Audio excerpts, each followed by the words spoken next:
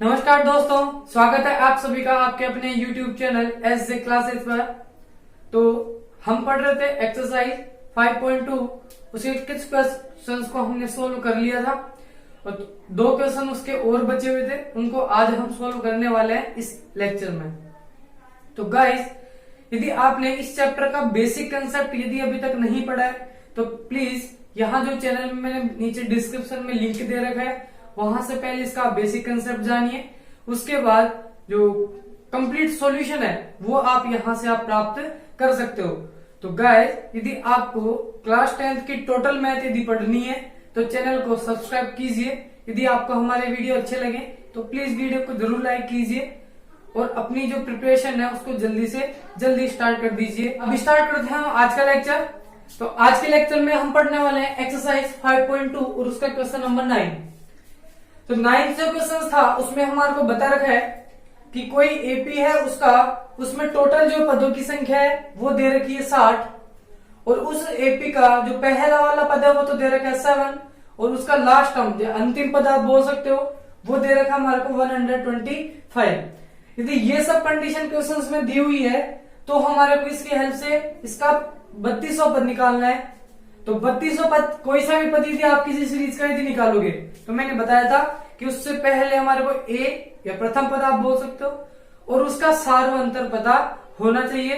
तो आप किसी भी सीरीज का कोई सा भी पद प्राप्त कर सकते हो। ये सब चीजें मैंने प्रीवियस वीडियो में बता रखी है। तो देखिए, तो सबसे पहली बात यदि हम करें तो मुझे यहां से डी प्राप्त करना है। यदि डी मिलेगा तभी हम उसका 3200 पद प्राप्त कर सकते हैं। तो पहले डी हम इन सभी की हेल्प से निकालेंगे। तो देखिए, हमारे को ए एन दे रखा है, ए दे रखा है और एन दे रखा है। तो एनएच टर्म वाला जो फॉर्मूला था वो हम जानते हैं। तो हम जानते हैं कि जो एनएच टर्म होती है या एन आप बोल सकते हो, एन पद जो होता है वो होता है A plus N minus 1 multiply by D. N हमारे पास क्वेश्चंस में दे रखा है कि 125।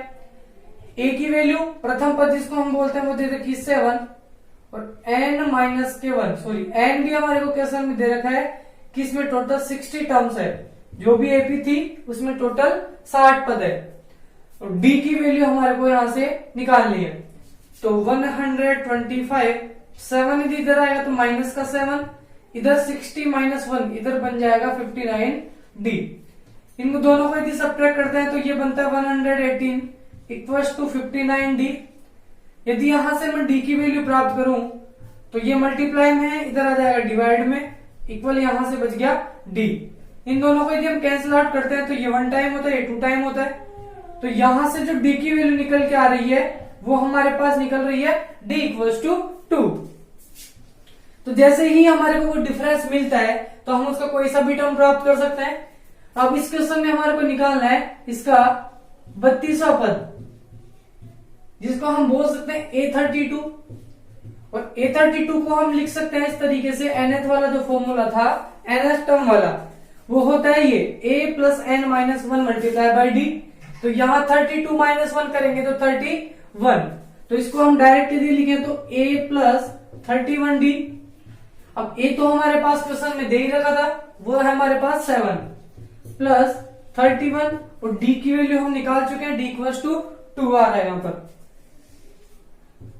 देखो, इनको यदि सॉल्व करें तो पहले ये दोनों मल्टीप्लाई होंगे तो ये दोनों बन गए 62, इसको इसमें ऐड किया तो ये बन जाएगा 69। तो जो भी एपी थी और उसमें इतने इतने टर्म्स यदि दे रखे हैं तो उनकी हेल्प से जो 3200 पद निकल के आया वो आ गया 69। तो देखिए क्वेश्चन नंबर 10। इस क्वेश्चन में हमारे को बता रखा है कि 4 संख्याएं हैं और वो चारों की चारों समांतर श्रेणी में या एपी में और उनका जो योग है वो हमारे को दे रखा है 50 तथा उनमें से जो सबसे बड़ी संख्या है वो सबसे छोटी वाली संख्या की 4 गुनी है। तो हमारे को चारों की चारों संख्याएं प्राप्त करनी है। तो यदि 4 संख्याएं समांतर श्रेणी में है या एपी में है तो मुझे ये पता नहीं कि वो कहां से तो स्टार्ट होगी या कहां उनका एंड होगा। तो मुझे 4 संख्याएं इस तरीके से माननी है कि चारों की चारों एपी की फॉर्म में आ रही हो। तो एक जनरल रूप उनका मेरे को मानना पड़ेगा। तो माना 4 संख्याएं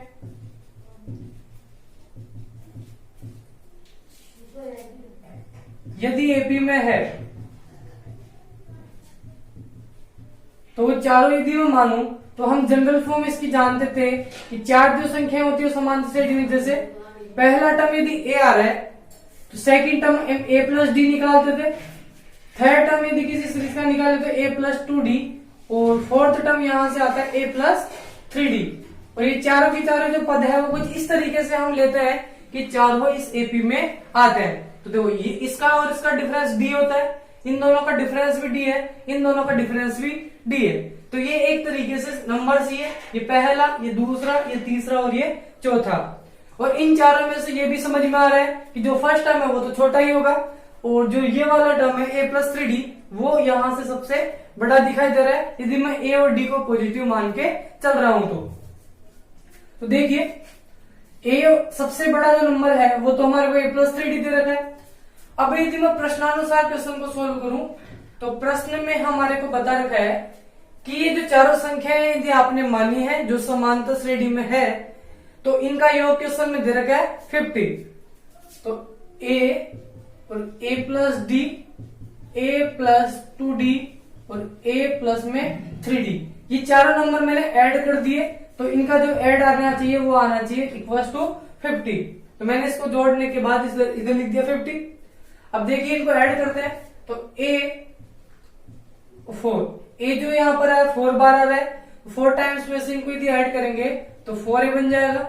डी को यदि ऐड करें तो 1d 2d और 1d 3d बन जाएगा।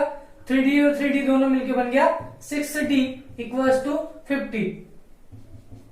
और यदि इस इक्वेशन को सॉल्व करें तो दोनों टर्म से 2 कॉमन यहां से मिल रहा है तो 2 इसमें से कॉमन ले लिया तो 2a प्लस यहां से बन जाता है 3d equals to 50। 2a plus 3d equals to 50 upon में 2, इसको सब डिवाइड किया तो ये बन गया 25। तो जब मैंने इस क्वेश्चन को इस तरीके से लिया तो हमारे पास जो इक्वेशन बन के आई वो आ गई 2a plus 3d equals to 25।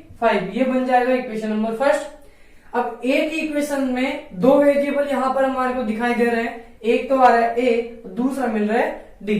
तो यहां से तो इसको हम सोल्व कर नहीं सकते तो हमारे को अभी एक और इक्वेशन बनाने की जरूरत पड़ेगी। देखो क्वेश्चन में एक और चीज दे रखी है, वापस प्रश्नानुसार पुनः प्रश्नानुसार हमारे को बता रखा है कि जो सबसे बड़ा नंबर है वो सबसे छोटे वाले नंबर का 4 गुना है। तो सबसे बड़ा नंबर या सबसे बड़ी संख्या वह सबसे छोटी संख्या की 4 गुनी है। तो देखो ये बड़ी संख्या लिख दी मैंने, इधर लिख दी छोटी संख्या। तो ये जो बड़ी वाली संख्या है ये इस छोटी संख्या की 4 गुनी है, तो बड़ी वाली है 4 गुनी। अब मुझे यदि इन दोनों को बराबर करना होगा तो बैलेंस करने के लिए जो छोटे वाला नंबर है उसको मैं 4 से मल्टीप्लाई करूंगा। या आप ऐसा पढ़ सकते हो कि बड़ी संख्या छोटी संख्या की 4 गुनी, ऐसे समझ में आ रही है। या आप ऐसा समझो कि बड़ी संख्या जो है वो छोटी संख्या की 4 गुनी है, तो इसका मतलब वो गुनी है। तो हमारे को जो छोटे वाले नंबर है उसको उसके बराबर यदि लाना है तो उसको भी हमारे को 4 गुना करना पड़ेगा। और जैसे ही वो 4 गुना होगा तो दोनों आपस में बराबर हो जाएंगे। तो अब समांतर श्रेणी में से ही तो लेनी है बड़ी संख्या और छोटी संख्या। तो हमारे पास 4 संख्याएं जो मैंने ये वाली मान रखी है। तो इन चारों में से सबसे बड़ा जो नंबर है वो तो आ रहा है a प्लस 3d, उसको आप यहां लिख सकते हो a प्लस में 3d इक्वल्स टू 4 टाइम्स छोटा नंबर है स्मॉलर नंबर वो हमारे को मिल रहा है a। तो a plus 3d equals to आ गया 4a। अब यहां से इसको यदि सोल्व करें तो 3d इक्वल्स टू इस a को तो मैं एक तरफ ले लेता हूं, इसको रुको एक बार, a प्लस में 3d 4 को a से मल्टीप्लाई किया तो ये बन जाता है 4a। अब इसको इधर सोल्व करें तो देखो a वाले एक तरफ ले लो और d वाले पद एक तरफ ले लेते हैं। तो 3d इक्वल्स टू a यदि उधर चला जाएगा तो 4a माइनस का a, तो 3d दोनों सब्ट्रैक्ट होके बन गया 3a। 3 से 3 यहां पर सब हट चुका है तो d इक्वल्स टू यहां मिल गया हमारे को a, इक्वेशन नंबर 2। तो यहां से एक चीज समझ में आ रही है कि जो इस एपी का फर्स्ट टर्म है वही इसका डिफरेंस आ रहा है, वही इसका कॉमन डिफरेंस यहां से निकलेगा। तो पहला पद आएगा वही उसका सार अंतर होगा। तो दूसरा जो इक्वेशन है वो यहाँ से a इक्वल्स टू डी प्राप्त दे रहे हैं हमारे को। अब a इक्वल्स टू डी जो है हम इस इक्वेशन नंबर फर्स्ट में पुट कर सकते हैं। तो फ्रॉम इक्वेशन नंबर फर्स्ट, तो इस इक्वेशन में मैं a की जगह d रख सकता हूँ या d की जगह a रख सकता हूँ। जो भी मान आएगा वो दोनों इक्वल ही होंगे, क्योंकि a जो जितना a आएगा उतना ही d आने वाला है। तो देखो यहां पर 2a ऐसे की ऐसे, मैं इस d की जगह a रख सकता हूं क्योंकि d और a दोनों आपस में इक्वल आ रहे हैं फ्रॉम इक्वेशन नंबर 2। तो 2a plus 3a equals to आ रहा है हमारे पास 25। 2a और 3a दोनों मिलकर बन गया 5a इक्वल्स टू 25। a की वैल्यू निकालेंगे तो 25 अपॉन में 5 इक्वल्स टू 5। तो a की वैल्यू हमारे पास निकल के आई है 5, मतलब प्रथम पद जो है इस समांतर श्रेणी का वो हमारे पास निकल के आ गया 5। अब जो प्रथम पद है वही इसका डिफरेंस आ रहा है, जो समीकरण 2 से हमारे को पता लग रहा है। तो समीकरण 2 से या from equation 2 a equals to d, a और d की वैल्यू आपस में बराबर है। अब a यदि 5 है तो d भी 5 ही होगा। अब जैसे ही आपको a और d पता लगे तो हम उस AP के कितने भी नंबर प्राप्त कर सकते हैं, कोई सा भी उसका पद निकाल सकते हैं। तो लेकिन हमारे को तो केवल 4 संख्या ही चाहिए थी, तो चारों संख्याएं आपको दिख रही है। पहली a, दूसरी मिलेगी जब a में आप डिफरेंस ऐड कर दोगे, तीसरी मिलेगी जब a और a में 2 बार डिफरेंस ऐड करोगे, और चौथी मिलेगी a में जब आप 3 बार डिफरेंस ऐड करोगे। तो ये सब मैं इधर लिख देता हूं।